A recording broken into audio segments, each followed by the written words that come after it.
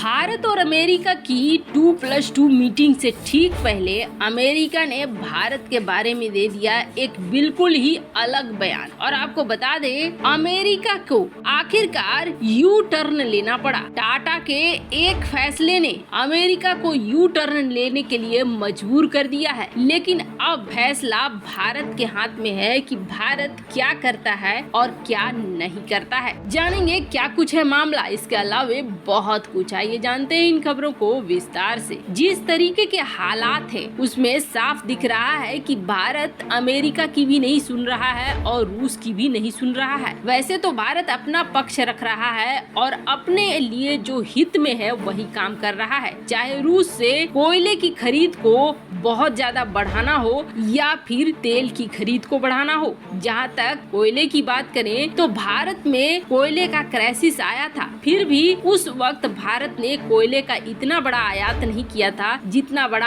आयात का ऑर्डर इस समय रूस को दिया गया है। करीब 2 गुना से ज्यादा ऑर्डर रूस को दिया गया है कोयले के लिए। ये सारी चीजें देखकर अमेरिका को ऐसा लग रहा है कि कहीं न कहीं भारत एक बड़े मदद के तौर पर रूस के साथ खड़ा है, पर अमेरिका भारत को छोड़ नहीं सकता है। ऐसे में भारत को साथ लाने के लिए अपने हर कोशिश को वो अंजाम दे रहा है। साम दाम दंड भेद जो भी हो, जिससे भी हो, भारत को अपने काबू में लाने की कोशिश कर रहा है। इस बीच भारत और अमेरिका के बीच 11 अप्रैल से शुरू होने जा रही है 2+2 वार्ता। हाल ही में दलीप सिंह भारत आए थे, भारत को धमकाने वाले अंदाज में बोल कर गए हैं। उसके बाद ये मीटिंग होनी है, इसलिए बेहद महत्वपूर्ण हो जाता है कि अमेरिका क्या सोचता है। UNHRC में मीटिंग से पहले अमेरिका ने ये कहा था कि अब्स्टेन रहने का बहाना अब नहीं चलेगा, फैसला तो लेना ही पड़ेगा, पर भारत ने फिर भी अब्स्टेन किया। इसलिए ये 2+2 की वार्ता बेहद खास हो जाती है। पर अब व्हाइट हाउस की तरफ से एक बयान आया और इस बयान ने चौंका दिया, क्योंकि अमेरिकी राष्ट्रपति जो बाइडेन ने ये कह दिया कि भारत और अमेरिका के रिश्ते दुनिया में सबसे खास है और इस बातचीत के बाद भी हम अपने रिश्तों को और भी बेहतर बनाएंगे। इस दौरान ये भी साफ कहा गया कि ये बातचीत हिंद प्रशांत क्षेत्र में हम दोनों की पार्टनरशिप को आगे बढ़ाने में भूमिका निभाएगी। ये सब बातें कही किसने? तो व्हाइट हाउस की प्रेस सचिव जेन साकी ने बताया कि हम लोग 2+2 बात की जो वार्ता होगी उसमें ये बातचीत करेंगे कि रूस यूक्रेन की जो लड़ाई शुरू हुई है, इस लड़ाई से एनर्जी का और खाद्यान्न का संकट पैदा हो गया है। ये तो जाना ही जा रहा है कि अमेरिका हर तरीके से भारत के ऊपर दबाव बनाने की कोशिश करेगा। अब ये 2+2 वार्ता जिन्हें नहीं पता है वो जान लीजिए कि अमेरिका के रक्षा मंत्री और भारत के रक्षा मंत्री, तो वहीं अमेरिका के विदेश मंत्री और भारत के विदेश मंत्री अलग अलग बैठकें करेंगे। दोनों देश के विदेश मंत्री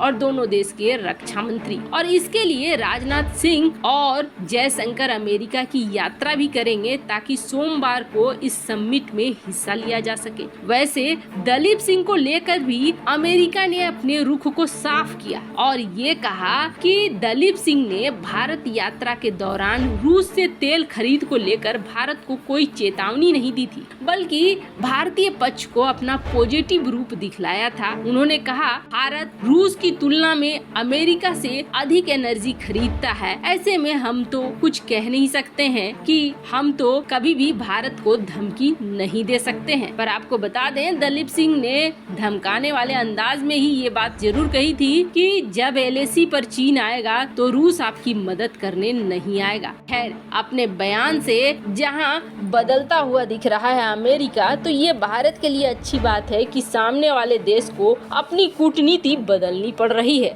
वैसे अमेरिका सिर्फ इस एक चीज में यू टर्न नहीं ले रहा है, बल्कि अभी आपको बहुत बड़ा आश्चर्य होगा कि अमेरिका की अच्छी कंपनी या कहें सबसे अच्छी कंपनियों में जो आती है फोर्ड, उस कंपनी को भी यू टर्न मारना पड़ा है। और ये न सिर्फ अमेरिका बल्कि पूरे यूरोप और पूरी दुनिया के लिए बेहद जरूरी है इस केस को जानना। आपको बता दें, इसी तरह के कुछ हाल दक्षिण कोरिया के भी हुए थे और दक्षिण कोरिया का ये हाल हालांकि फोर्ड जितना बुरा नहीं हुआ था, इस अमेरिकन कंपनी जितना बुरा नहीं हुआ था। दक्षिण कोरिया के सैमसंग ने जब भारत ने PLI स्कीम निकाली थी तब सैमसंग ने अकड़ दिखाते हुए ये कहा था कि छोड़ो हटाओ, हम इस स्कीम में हिस्सा नहीं लेंगे, हम तो ब्रांड हैं, हम मेक इन इंडिया के तहत क्यों काम करेंगे, हम भारत के शर्तों के हिसाब से काम नहीं करेंगे। सैमसंग ने PLI स्कीम से पल्ला झाड़ लिया और आपको बता दें जब सैमसंग कंपनी का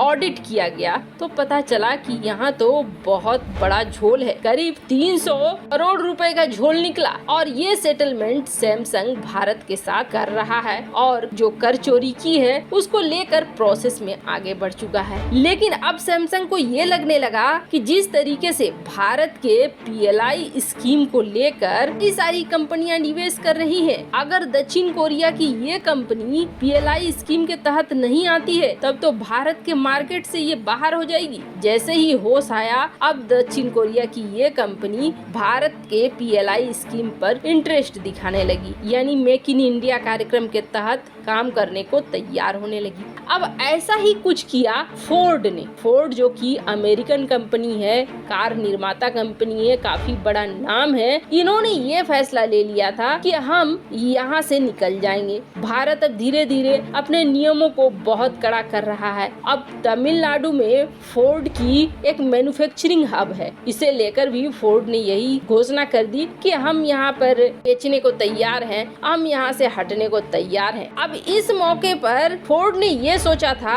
एक बहुत बड़ा यहाँ पर उथल पुथल शुरू हो जाएगा क्योंकि इतने सारे एम्प्लॉई हैं जो जॉब तुरंत खो देंगे। ऐसे में ये विरोध में उतर आएंगे कि भारत ने ये गलत किया, भारत को फोर्ड के साथ चीजों को नॉर्मल कर लेना चाहिए। पर आपको बता दें ये जो तमिलनाडु में फोर्ड का मैन्युफैक्चरिंग यूनिट था इसे लेकर टाटा ने अपने हाथ बढ़ा दिए और टाटा ने कहा कि हम इस मैन्युफैक्चरिंग यूनिट को खरीदने को तैयार हैं और न सिर्फ खरीदने को तैयार हैं बल्कि जो इनके वर्कर्स हैं उनके लिए भी जॉब की हम कोशिश करेंगे। मतलब सीधी बात थी, इस फैक्ट्री को टेक ओवर करने लगा। अब जैसे ही फोर्ड ने देखा कि यहाँ पर टाटा मोटर आ रहे हैं और फोर्ड इंडिया के पैसेंजर व्हीकल की पूरी यूनिट को ही खरीद रहे हैं, उनके अंदर हलचल सी मच गई। जो उन्होंने सोचा था कि अकड़ में हम निकलेंगे उसके बाद भारत सरकार हमारी बात मानेगी ही, वहाँ तो PLI स्कीम के तहत टाटा आगे आने को तैयार है। अब टाटा जब यहाँ पर आने को तैयार है तो इसे लेकर होश खुले हैं फोर्ड के। अब फोर्ड फिर से तमिलनाडु सरकार से बात कर रही है कि नहीं नहीं हम वापस से आना चाहते हैं और PLI स्कीम के तहत काम करने को तैयार है। हालांकि आपको बता दें ये बहुत इनिशियल लेवल पर बातचीत चल रही है कि वापस से फोर्ड को लाया जाएगा